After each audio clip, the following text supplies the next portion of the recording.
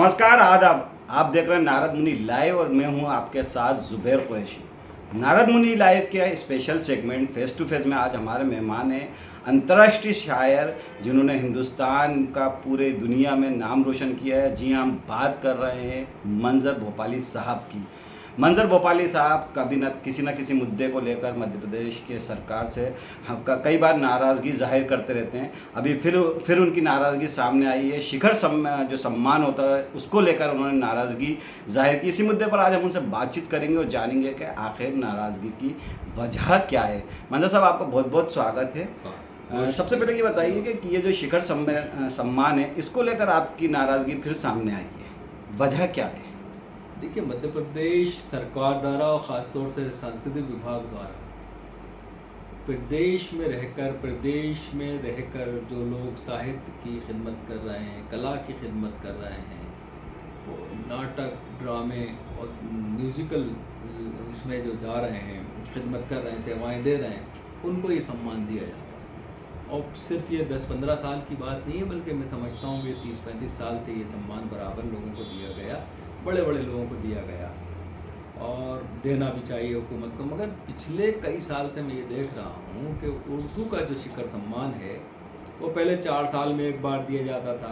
फिर मेरी कोशिश से जब बीच में सरकार बदली तो मैंने जाके बड़े लोगों से बात करी, मंत्रियों से बात करी, राज्यसभा के सदस्य से बात करी, पूर्व मुख्यमंत्री से बात करी कि ये शिखर सम्मान कम से कम 1 साल में एक बार किया जाए। ये सम्मान 2 लाख रुपए का दिया जाता था, इसके साथ जो राशि दी जाती थी सम्मानित। तो फिर ये तय हुआ कि साहब हम 1 लाख रुपए की राशि हर साल देंगे और शिखर सम्मान दे देंगे। हम लोग सब मान गए, उर्दू वाले जितने थे, कि हम ठीक है, सम्मान मिलना चाहिए, राशि मिले या ना मिले, मगर सम्मानित होना चाहिए शायद। बिल्कुल। उसी बीच वो सरकार चली गई, उसने सारी चीज़ें तय करके निकल गई। बहरहाल उससे हमें कोई मतलब नहीं कि सरकार कौन सी थी और कौन सी है। हमें ये है, हमारा जो मसला है उर्दू वालों का, वो ये है कि शिखर सम्मान जो ईमानदारी से बंटना चाहिए, वो ईमानदारी से पिछले कई साल से नहीं दिए जा रहे, बल्कि अपने अपने चाहने वालों को दिए जा रहे हैं। जो लोग उनकी बात मान लेते हैं उनको दिए जा रहे हैं, जो एडजस्ट हो जाते हैं उनके साथ उनको दिए जा रहे हैं। जिनका ना तो साहित्य में, उर्दू साहित्य में कोई बड़ा काम होता है, पिछले साल जो एक साहब को दिया गया, मैं उनकी बात कर रहा हूँ, ना उन्होंने कोई साहित्य में बड़ा काम किया, ना उनकी कोई ऐसी किताब शायरी पर, ना वो कोई अदीब, ना उनके पास कोई ऐसा काम के साथ उन्होंने उर्दू की बड़ी सेवाएं की हैं जी। तो उनको अवार्ड दे दिया गया। अब सवाल ये, इससे पहले उर्दू एकेडमी का भी अवार्ड ऐसे ही दिया गया, जिनके पास ना किताब थी, ना कोई मुशायरे थे, ना कोई काम था, उनको भी उन्होंने अपना, क्योंकि उनके करीब थे, उनके सम्मानित किया करते थे उर्दू के अधिकारियों पे, उनको दे दिया गया। तो अब इस तरह से अगर बांटना है तो फिर भैया शहर के बहुत सारे फ़कीरों को भी शायरी आती है, उनको बांट दो। कुल मिलाकर आपका ये कहना है कि जो शिखर सम्मान दिया जाता है उसमें वो बड़े पैमाने पर करप्शन किया जा रहा है, भ्रष्टाचार किया जा रहा है, जो इसके हकदार नहीं है, जो इसके लायक भी नहीं है। साफ अल्फाज में ये कहा है कि जो लायक भी नहीं है, उन जैसे लोगों को सम्मानित कर रही है उर्दू अकादमी। उर्दू एकेडमी नहीं, सांस्कृतिक विभाग का ये जो संस्कृति विभाग है जी। उर्दू एकेडमी के तो हो ही रहे हैं गड़बड़ जी, मगर ये कि सांस्कृतिक विभाग ये कर रहा है, ये मैं समझता हूँ देश का पहला करप्शन है जो साहित्य में किया जा रहा है।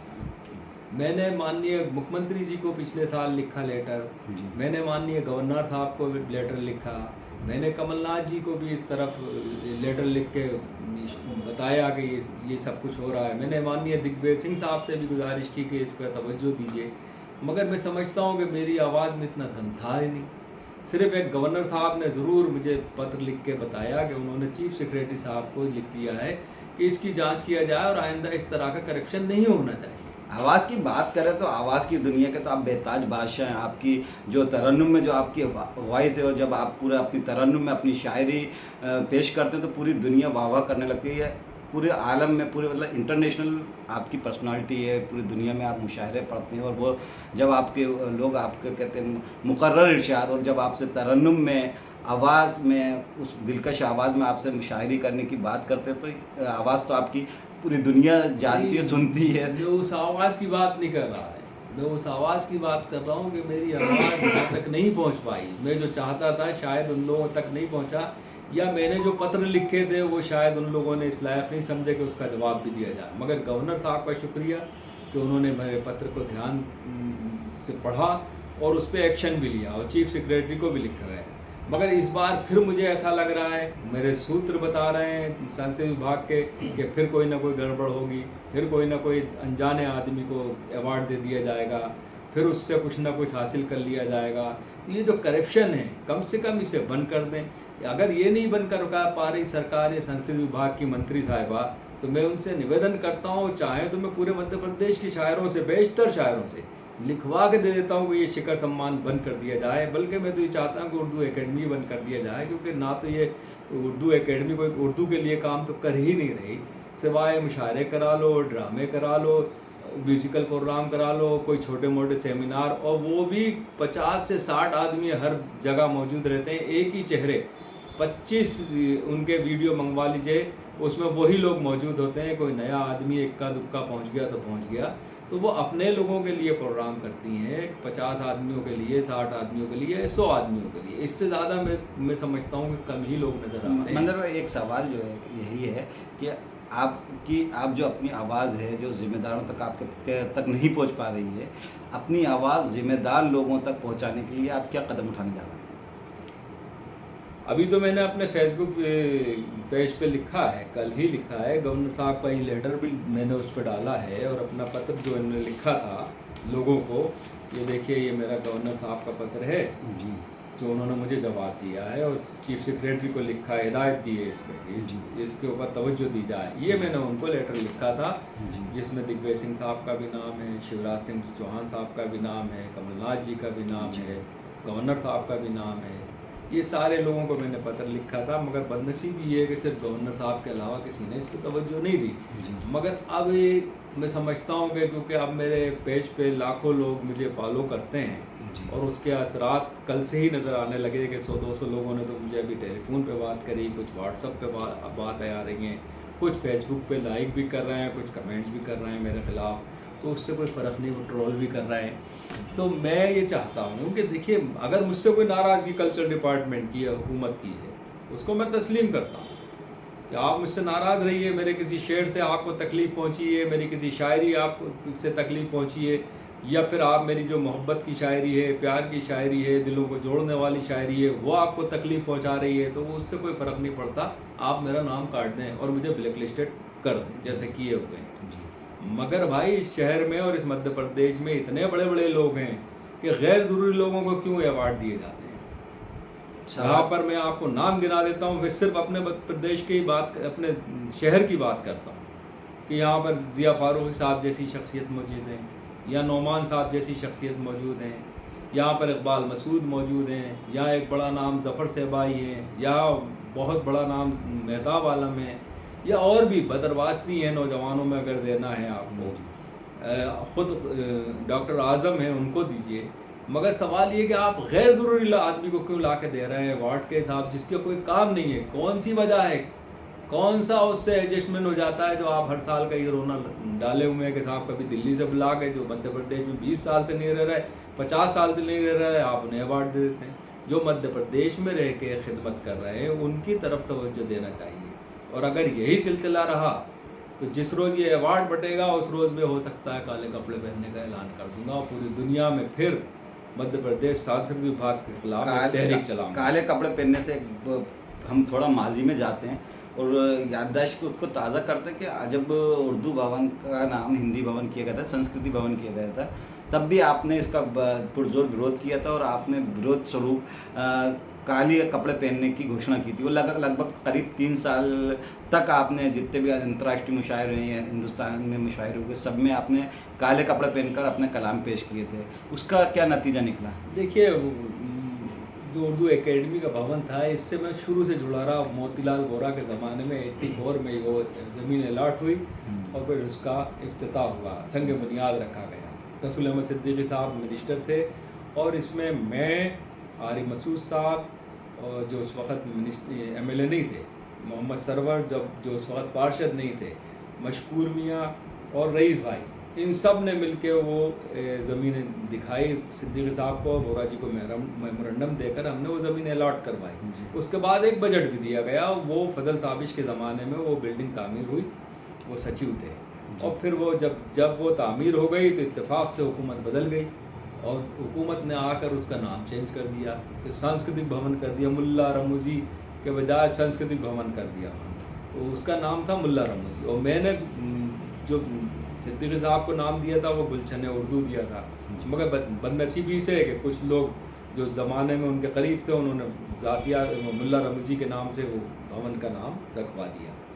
उसके बाद ये हुआ कि साहब वो उसका नाम ही चेंज कर दिया और उसको बाकायदा उर्दू एकेडमी को एक छोटा सा कमरा दिया गया, बाकी बिल्डिंग वो दूसरे इदारों को दे दी गई, दी जाने लगी।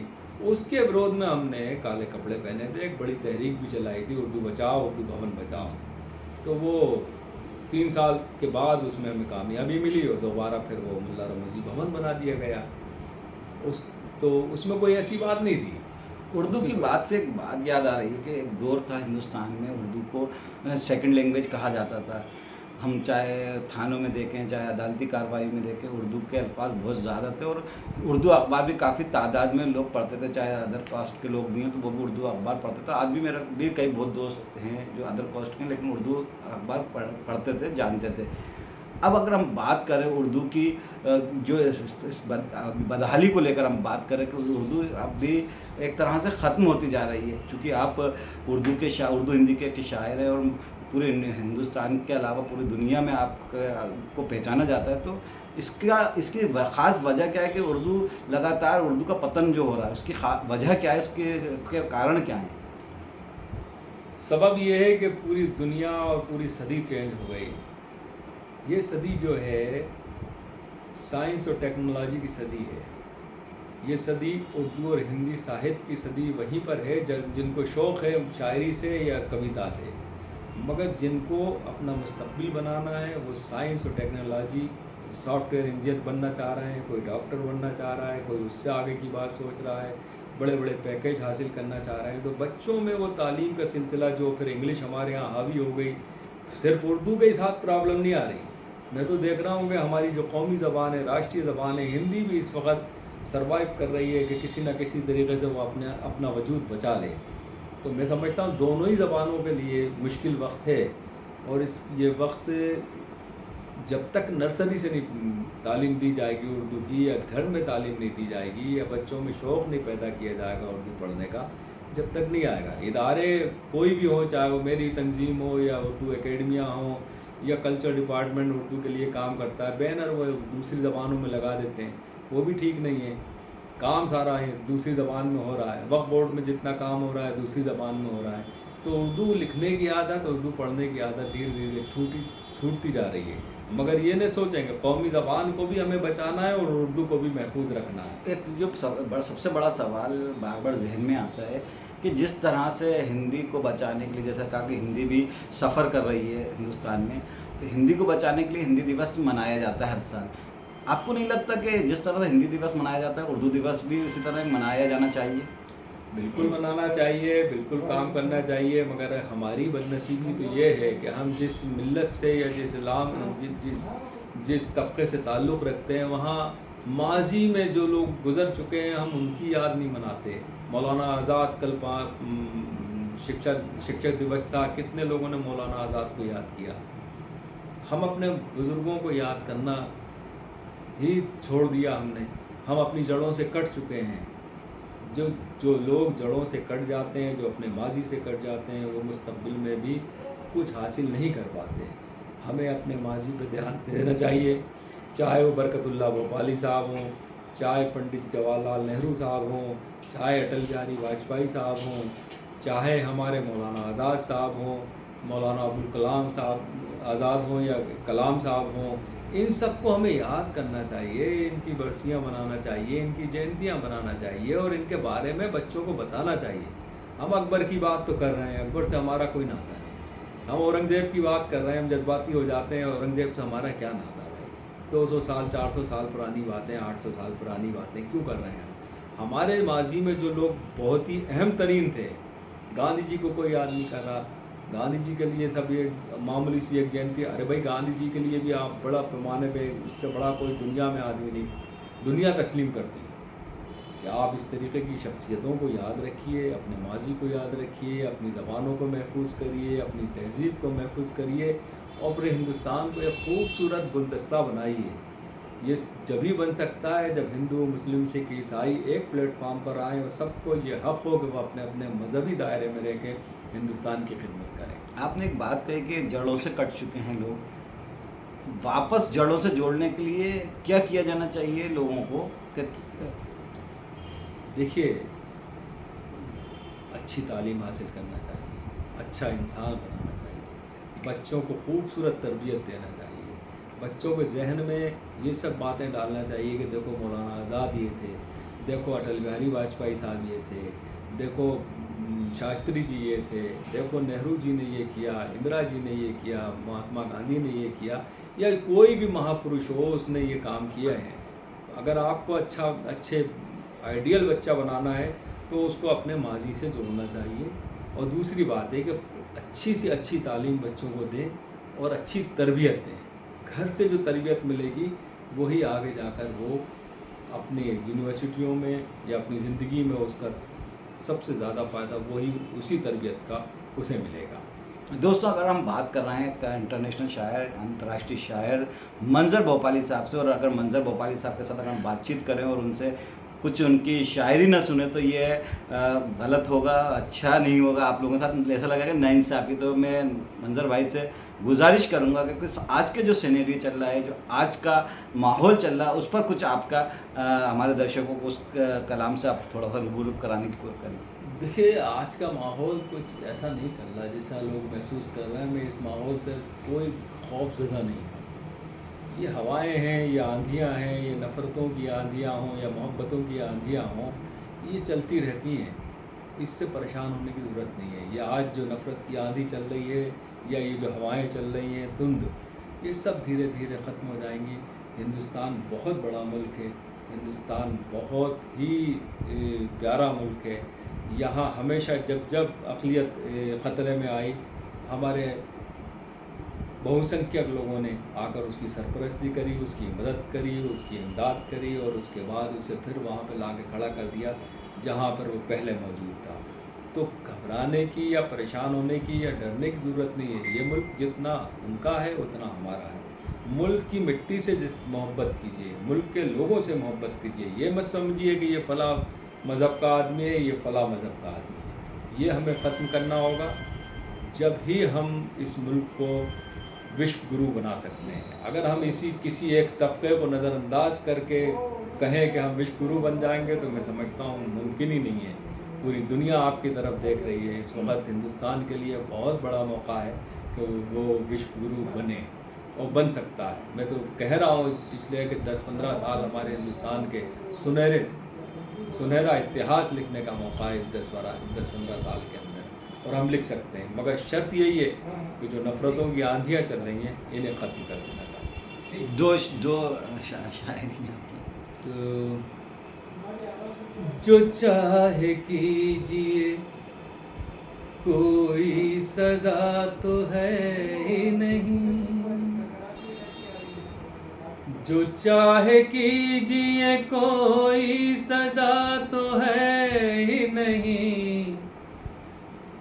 ज़माना सोच रहा है, खुदा तो है ही नहीं।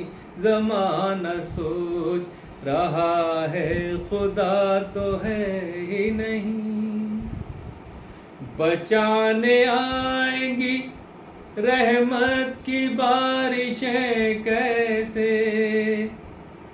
बचाने आएंगी रहमत की बारिशें कैसे। झुलसते फूलों के लब पर दुआ तो है ही नहीं। झुलसते फूलों के लब पर दुआ तो है ही नहीं। दिखा रहे हो नई मंजिलों के ख्वाब हमें, दिखा रहे हो नई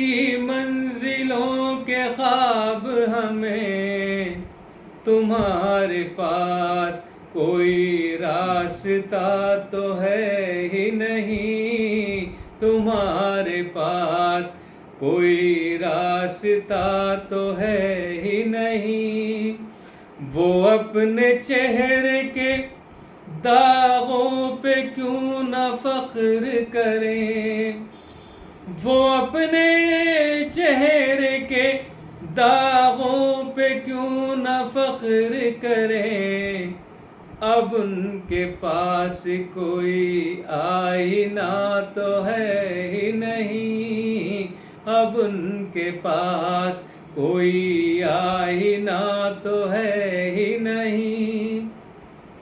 सब आसमान से उतरे हुए फरिश्ते हैं, सब आसमान से उतरे हुए फरिश्ते हैं। सियासी लोगों में कोई बुरा तो है ही नहीं, सियासी सियासी लोगों में कोई बुरा तो है ही नहीं। आज अब दोस्तों आपने फेस टू फेस में आज आपकी मुलाकात कराई एक ऐसे शायर से जिसने हिंदुस्तान का नाम पूरी दुनिया में अपनी शायरी से, अपने कलाम से मशहूर किया है और हिंदुस्तान का नाम रोशन किया है। हमने फेस टू फेस में मंजर भोपाली साहब से कई मुद्दों पर बातचीत की और कई अलग अलग पहलुओं पर उनसे उनके राय जानी। तो आपको दोस्तों ये इंटरव्यू कैसा लगा, अपनी राय हमें कमेंट करके ज़रूर बताएं और इंटरव्यू पसंद आए तो इसको लाइक करें, शेयर करें। आप मंजर भाई आप हमारे साथ जुड़े, आपका बहुत बहुत शुक्रिया। बहुत शुक्रिया। नमस्कार, आदाब। जय हिंद।